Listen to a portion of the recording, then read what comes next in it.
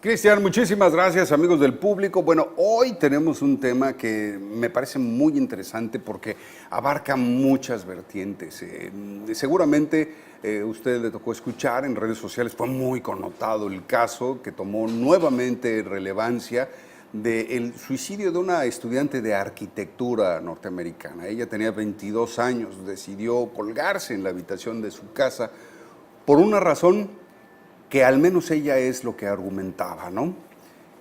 Tuvo una situación de un juicio en donde ella acusó a su padrastro de haberla violado en más de 10 ocasiones. Esto desde que ella tenía 9 años. Entonces, finalmente, en el 2010 decide levantar la voz, alzar la voz y hacer la acusación. Bueno, el veredicto fue inocente. A él se le dijo que era inocente. Tenía 17 cargos diferentes, porque además ya había habido otro caso de otras menores de edad que lo habían señalado como que las molestaba, esa es la palabra que se utiliza en Estados Unidos, las molestaba, quiere decir que tenía aproximaciones de connotación sexual con las menores. Pero ninguno de los casos fue encontrado culpable.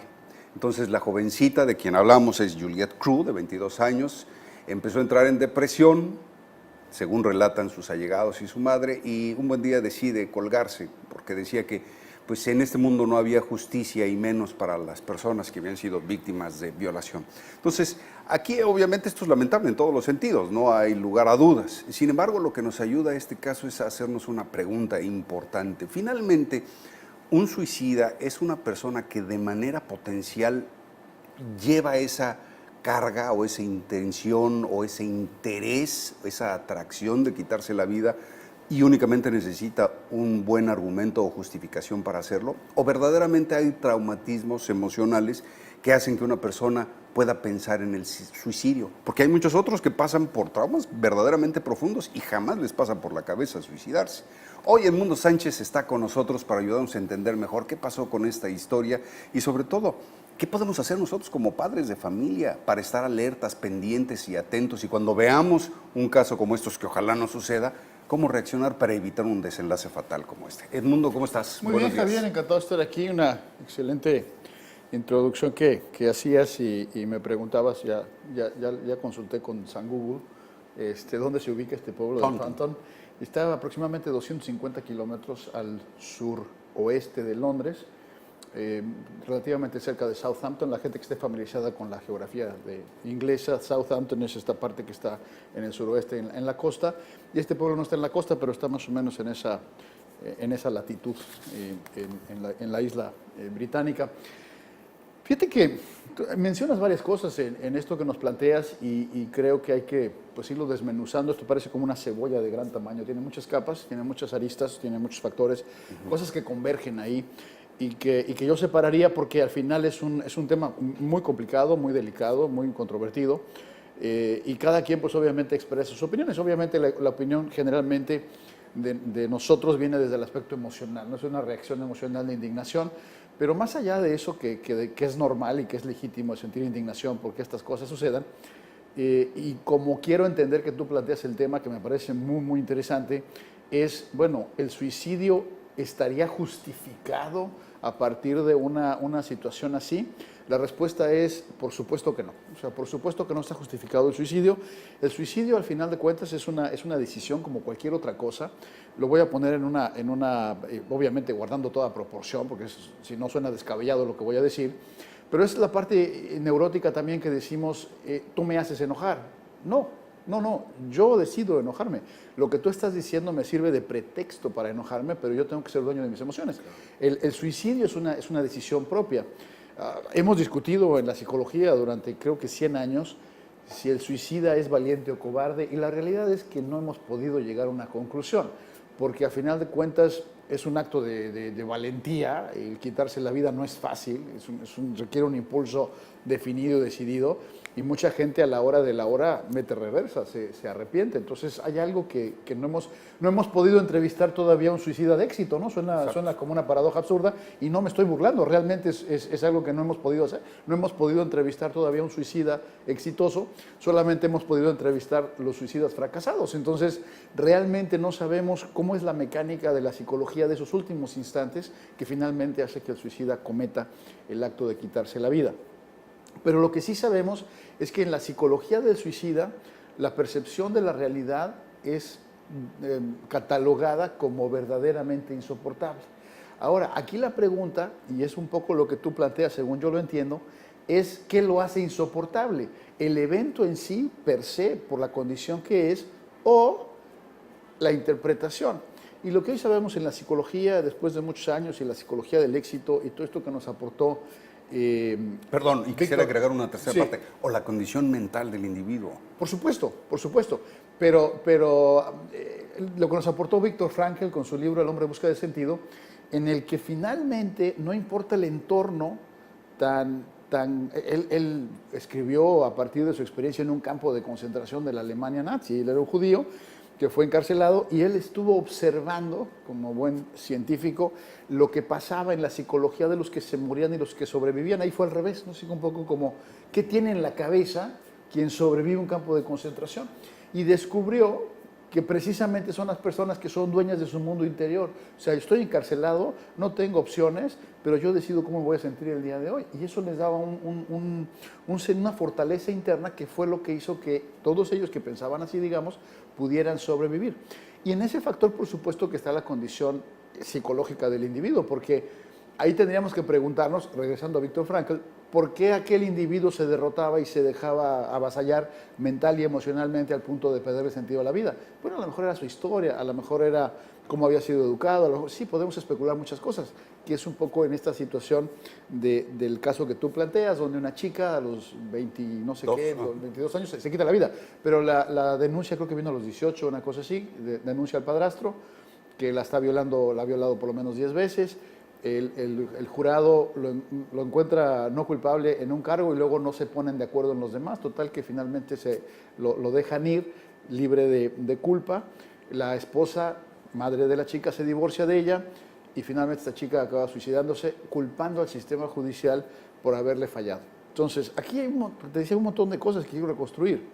Primero es, ¿dónde está una madre que no se da cuenta que hay una hija de 8 años que está siendo violada? Ahora, todavía nos falta averiguar si es cierto, ¿no? O sea, porque ese es otro aspecto. O sea, ¿por qué lo dejaron ir libre? O sea, ¿realmente era culpable o realmente era inocente? Aquí todavía queda la pregunta, pero suponiendo que fuera culpable, ¿dónde está la madre? ¿Dónde está la madre? Y aquí, de todas maneras, la madre no se escapa de la pregunta, porque si sí fue violada, ¿dónde está la madre? Claro. Si no fue violada, ¿dónde está la madre que tiene una niña que está alucinando que la violan? Sí, cualquiera que me la pongas, hay una madre que no está en contacto con la hija. Hay una revista que está por salir aquí en Tijuana, que va a ser dirigida a los padres de familia, y me han pedido un artículo de colaboración en la primera edición. Y justamente me pidieron, porque el tema central de esa primera edición es el suicidio, y me pidieron un artículo y yo escribí este artículo. Y una de las cosas que digo en ese artículo, Javier, es, acabo de decirlo, el suicida, hablando del adolescente suicida, ve como insoportable la situación. Y lo digo por la cuestión de la madre, ¿dónde está la madre? Cuando tú tienes un adolescente que se suicida, tienes unos padres que no están inmersos en la psicología de su hijo, es decir, no están entendiendo la problemática. Ellos piensan que la vida de su hijo es normal. Pues tiene todo, no le falta nada, todos esos argumentos, ¿no? Ya hubiera yo querido tener su vida. Pues sí, señora, pero... Y justamente ayer platicaba con un matrimonio en San Diego. Le digo, es que el argumento de que ya hubiera yo querido tener lo que tú tienes, pues no nos sirve, porque es finalmente lo que tú decidiste darle a tu hijo. Entonces, su realidad, en una clase media o clase media alta, en donde tú lo pones en un colegio particular, pero luego le dices que no al teléfono celular, entonces lo estás poniendo en una situación vulnerable, porque es el único del salón que no tiene teléfono celular. Claro. Que no estoy diciendo que lo tengas que comprar, pero tienes que estar consciente que es un problemón para él y hay que ayudarlo a sobrellevar el problemón que significa ser el único del salón que no tiene teléfono inteligente. No estoy diciendo que hay que salir a comprárselo, pero para ti a lo mejor no te parece que pueda ser una situación verdaderamente insoportable. Obviamente, ahí hay un problema, pero pudiera ser, y lo doy solo como ejemplo, que esto sea insoportable. Entonces, hay una madre que no está pendiente de la hija, una madre desconectada, hay un padrastro que no sabemos si fue o no fue culpable, pero el punto central, y lo que creo que tú planteas, Javier, y estoy totalmente de acuerdo contigo, el evento del suicidio, la decisión del suicida, obedece más a la psicología del individuo y cómo interpreta que al evento en sí. Porque tú decías, y es cierto, hay gente que pasa por eventos mucho más traumáticos a nivel emocional, que generan impactos mucho más fuertes y que finalmente deciden no suicidarse. Igual les cuesta mucho trabajo elaborar o componer o repararse, pero a final de cuentas no toman esa decisión, esa opción. Eso es algo muy personal y que sí habla de la psicología del individuo que no está teniendo la capacidad de procesarlo o que no tiene la ayuda, porque dices, bueno, le falló la justicia, pues sí, pero a mí me parece que fallaron otras cosas, ¿no? Es decir, yo creo que faltó una atención psicológica más profunda, más acertada, o, en último de los casos, y eso también lo digo con todo respeto, algo que digo en mis conferencias con mucha frecuencia, aunque me refiero a otra cosa, contra la locura no hay defensa. O sea, ya en el extremo, cuando una persona ha decidido suicidarse, pues realmente ya no, la psicología no puede hacer mucho. Sí, porque la chica estaba siendo tratada, llevaba tratamiento y de hecho ya había presentado un par de episodios de sobredosis, ¿no? Así En un es. intento. Había intentado. Sí, entonces, digo, los avisos son muy claros, pero la gran pregunta aquí estriba en algo fundamental. O sea, finalmente podríamos pensar que el suicida es alguien con un padecimiento mental como el paranoico o el esquizofrénico, que a final de cuentas no hemos encontrado cómo tratar adecuadamente al suicida, al que tiene una mentalidad suicida, y que solamente necesita eventos catastróficos como estos que los empujen a tomar la decisión. Sí, la verdad es que tenemos mucho todavía por descubrir en la mentalidad del suicida. Y lo que hoy sabemos es que no necesariamente hay un trastorno psicótico, ¿no? O sea, un extremo neurótico es más que suficiente para suicidarse. Claro, obviamente estamos hablando en un lenguaje muy abstracto. La diferencia fundamental entre la neurosis y la psicosis es la pérdida de contacto de la realidad, ¿no? Entonces, ya habla de un proceso psicótico, esquizofrénico y demás, habla de una pérdida de contacto, la neurosis no, entonces no hace falta que haya esa pérdida para tomar la decisión. Pero ahorita que regresemos, si quieres, te lo explico más porque está largo. Y además muy interesante. ¿Nos das tus números de contacto antes de ir a la pausa y regresar contigo? Claro que sí, con mucho gusto puede encontrar en mi oficina 619-618-2864.